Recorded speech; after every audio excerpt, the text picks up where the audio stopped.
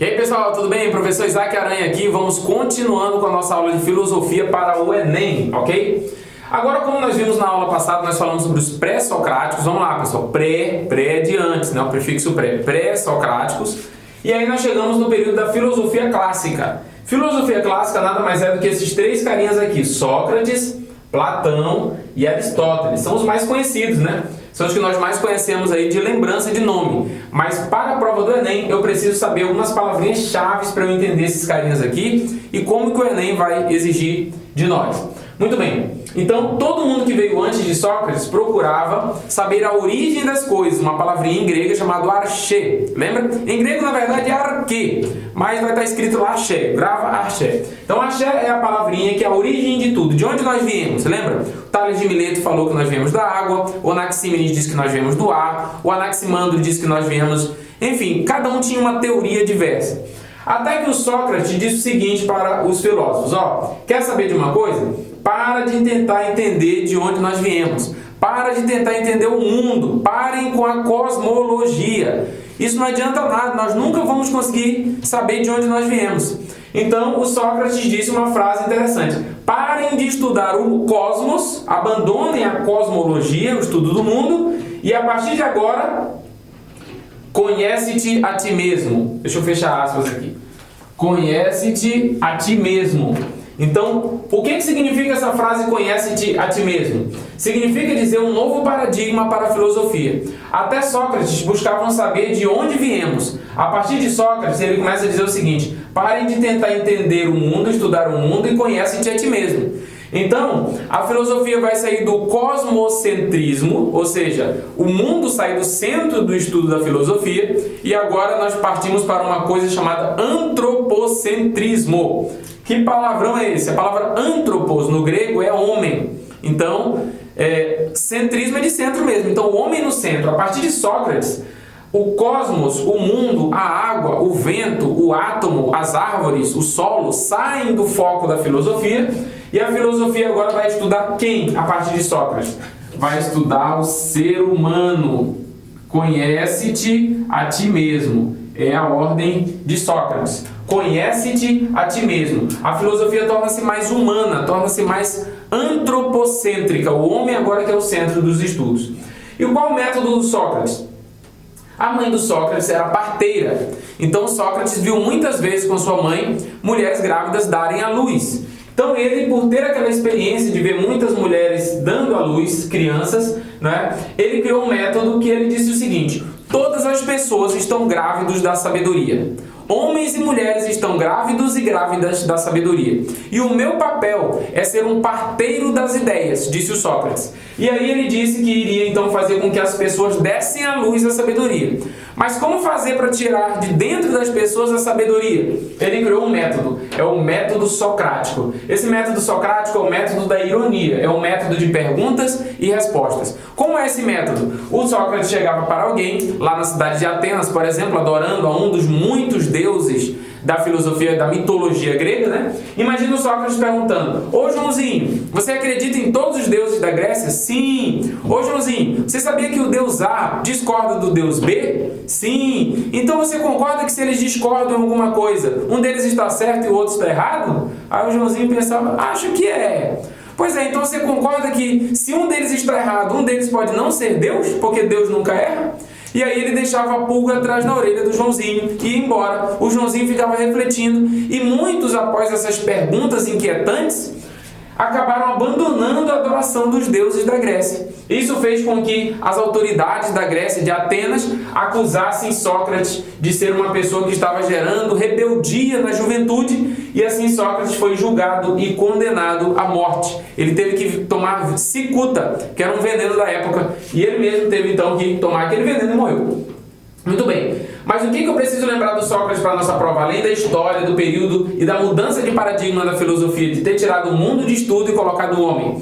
A frase dele, conhece-te a ti mesmo, e como ele fazia perguntas para as pessoas, para que ele não parecesse hipócrita, uma pessoa que faz uma pergunta sabendo a resposta, Então, ele alegou o seguinte: a partir de hoje eu não sei de mais nada, eu só sei de uma coisa, só sei que nada sei. Então essa pergunta dele, essa frase dele, só sei que nada sei, é para que ele pudesse perguntar para as pessoas, e as pessoas que achavam que sabiam, acabavam descobrindo no final que não sabiam era de nada, né? Então Sócrates é o grande homem aí da filosofia. Então falou de filosofia, tem que citar Sócrates. Como que pode cair na tua prova? Pode cair uma dessas frases aqui, contextualizadas, com um texto ali e uma aplicação nos dias de hoje. Pode cair a maiêutica, que é o ato da mulher grávida dar à luz, que ele dá um novo significado, que agora é qualquer pessoa que consegue dar à luz a sabedoria, é a maiêutica. E o método dele, que é o método socrático, o método de perguntas e respostas. Tá? As crianças, dizia Sócrates, são os maiores filósofos, principalmente na fase ali 4 anos até uns 10. É a fase dos porquês, né? É a fase em que as crianças fazem pais e mães, tios, tias, irmãos mais velhos ficarem muitas vezes em saia justas. Pai, por que isso? Mãe, por que aquilo? Por quê? Por quê? Por quê? E eles não ficam tranquilos, não se acalmam enquanto não tem todas as respostas. Então, Sócrates era uma criança adulta, perturbando a mente dos outros, perguntando por quê, por quê, por quê, perturbando, claro que no bom sentido. Esse é o método socrático. Sócrates não escreveu nada, tá? Tudo que a gente sabe que Sócrates falou ou fez foi escrito pelo seu discípulo. E como é o nome do discípulo de Sócrates? Platão. Platão criou uma escola de filosofia lá na Grécia chamada de academia. Então lá na academia ele ensinava aquilo que Sócrates ensinou. Só que, claro, todo discípulo vai ter algumas ideias diferentes do seu mestre. Platão desenvolveu uma ideia chamada de idealismo. Para o Platão, existe um mundo sensível, um mundo aqui em que nós podemos tocar, sentir, cheirar, nos relacionarmos, né? E existe um mundo paralelo, que é o mundo ideal, chamado mundo das ideias. Tudo que existe de bom neste mundo veio lá do mundo das ideias. Qualquer coisa boa, justiça, verdade, honestidade, vieram lá do mundo das ideias, tá? Então essa teoria é chamada de idealismo. Para Platão, nós seres humanos que estamos nesse mundo sensível, o mundo dos sentidos, o mundo material, nós estamos enganados. E aí, para mostrar como que nós estamos enganados, ele criou uma alegoria chamada alegoria da caverna.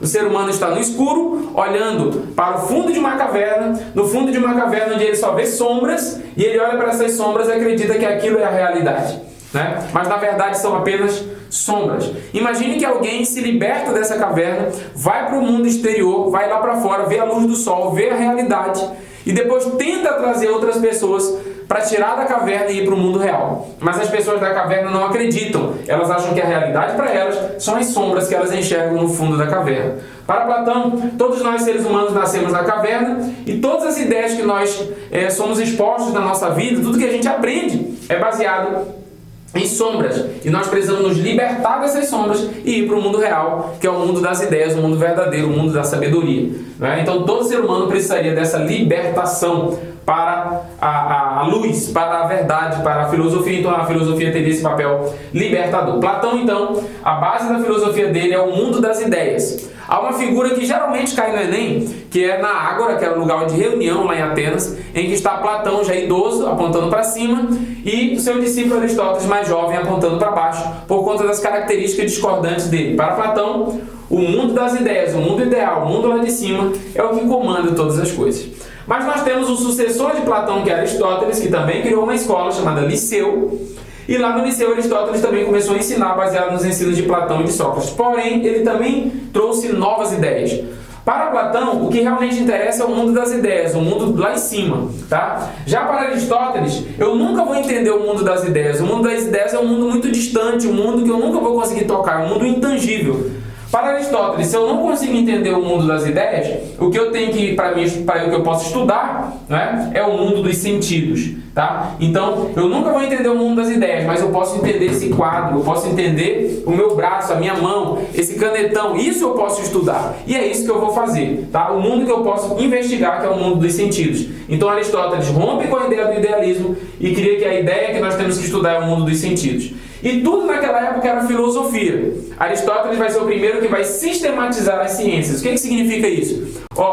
Dentro da filosofia tinha matemática, tinha biologia, tinha medicina, tudo era chamado de filosofia, porque era a busca do conhecimento. Então Aristóteles vai dizer, não, peraí, essa parte dos números nós vamos chamar de matemática, essa parte que estuda Deus ou os deuses nós vamos chamar de teologia, essa parte que estuda as plantas nós vamos chamar de botânica. Então ele sistematiza, ele cria sistemas diferentes de ciências. É o que nós temos hoje. Você vai fazer uma universidade ano que vem e lá na universidade você vai ter que escolher uma área. Agradeça ao Aristóteles, pois se não fosse ele, todo mundo ia estudar filosofia. Olha que coisa maravilhosa, né? Mas como ele separou as academias, ele separou as disciplinas, hoje nós temos inúmeras, centenas e centenas, mas quem foi o primeiro a fazer isso foi Aristóteles. Isaac, resumindo, o que eu preciso para a minha prova? Saber que o período clássico é Sócrates, Platão e Aristóteles. Sócrates rompeu com o cosmocentrismo, cosmos, estudo do mundo, falou que o que nós temos que estudar é o ser humano, conhece-te a ti mesmo, criou um método de perguntas e respostas, que é o maiêutica, baseado na sua mãe, que era parteira. Esse método é baseado em perguntas. Sócrates perguntava porque não sabia de nada, ele mesmo alegava só sei que nada sei, embora o oráculo na Grécia disse que ele era o homem mais sábio do mundo. Ele disse, como posso ser o homem mais sábio? Eu não sei de nada, só sei que nada sei. Né? O Platão, ele desenvolve a ideia de Sócrates criando uma escola chamada academia, criou o mundo das ideias e trouxe para nós a alegoria da caverna, que com certeza você já deve ter visto no seu ensino médio. O Aristóteles é o sucessor, rompe com o mundo das ideias que ele nunca conseguiria entender e traz para o mundo dos sentidos, espalha as ciências, tá? Como que isso aqui vai cair na sua prova? Uma citação em um texto pequeno baseado no Sócrates, no Platão ou no Aristóteles, e depois vai vir uma perguntinha lá perguntando sobre alguma dessas características. E quando você lê isso lá no Enem, você vai lembrar do Isaac Aranha falando no teu ouvido. É maiêutica o nome do método, tá? É o método socrático, tá bom? Então, tira um print depois disso aqui, anota isso aqui, com certeza isso aqui vai ajudar e você vai acertar. A questão 37 do Enem vai ser baseada nesse assunto aqui, eu já sei disso, tá bom? Então aguardo você para o próximo assunto. Até lá!